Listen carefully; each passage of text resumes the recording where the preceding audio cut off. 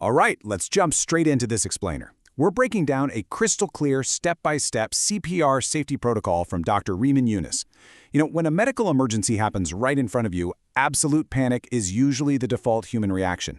But imagine if, instead of panicking, you had this perfectly organized mental checklist locked and loaded. That's exactly what we're focusing on today. A strict, sequence-driven safety tutorial specifically for regular bystanders like us. We're going to walk through the exact order of operations you need to provide life-saving assistance. So to make sure you can act confidently, we're looking at this chronological roadmap of 5 distinct steps. We've got scene safety, assessing response, calling for help, pulse and breathing, and finally, chest compressions. Step 1. Scene safety. This is your absolute first priority. Now, what's really fascinating about this protocol is that it actually doesn't start with the patient at all. It starts with your environment. Dr. Yunus is totally explicit here. Before you take any physical action, your primary focus absolutely must be ensuring the scene is safe. As a bystander, your natural instinct is to immediately rush over to the person who collapsed, right? But this sequence demands that you pause. You have to secure the environment first. Think about it. If the scene isn't safe for you, there's no way you can be an effective rescuer for them. Moving on to step 2, assessing response, basically looking for a reaction.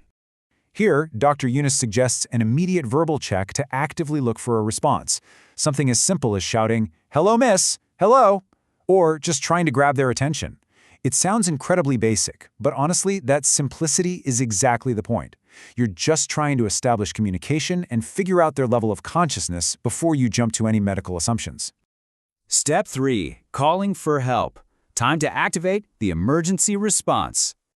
The crucial takeaway here is knowing exactly what to do the exact second you realize the patient is unresponsive. The sequence is super strict. Step 1, you note there is no response to your greeting. Step 2, you immediately activate emergency help and get that ambulance on the line. You don't try to play doctor first. You get the professionals en route right away. Okay, step 4, pulse and breathing. This is the simultaneous check. While you're waiting for that ambulance, you transition into the critical assessment of the patient's vitals. And notice how it's framed here. Checking the carotid pulse and checking the breathing pattern are not separate actions. They absolutely must be done simultaneously. So you're checking that major artery in the neck, and at the exact same time, you are watching their chest to monitor their breathing pattern. And here is the specific metric you really need to memorize: 10 seconds. You must maintain that simultaneous check of the pulse and breathing for exactly 10 seconds to accurately figure out if further action is needed. We're not talking about 2 seconds or a quick nervous glance. A full, deliberate 10 seconds. This is a focused evaluation to confirm if the patient's body is naturally pumping blood and taking in oxygen. Which brings us to step 5, chest compressions, the critical action phase. If those 10 seconds pass and there's no response, we instantly transition into the most physically demanding step, CPR compressions. And there's a strict mathematical target you have to hit. The protocol dictates a very specific rapid pace of 100 to 120 compressions per minute. Guys, that is fast. It's almost 2 compressions every single second.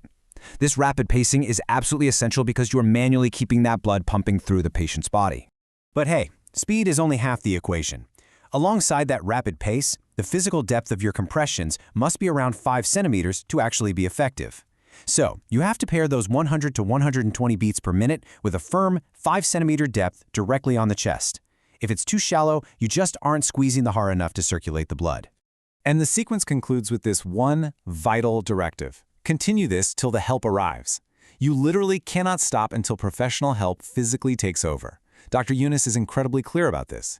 You don't stop to reevaluate. You definitely don't take a quick break. You maintain those compressions as the vital bridge, keeping that person alive until the ambulance gets there. So to quickly recap this chronological timeline, a safe intervention starts at second 0 with ensuring scene safety. Immediate next step, assess and call the ambulance. Then, exactly 10 seconds dedicated to the simultaneous pulse and breathing check. And finally, CPR compressions until help arrives. There's zero ambiguity here. It's a straight, unwavering sequence that totally removes the guesswork when you're under pressure. So take a second and really ask yourself, if a medical emergency happened right in front of you today, are you actually ready? Are you ready to ensure the scene is safe?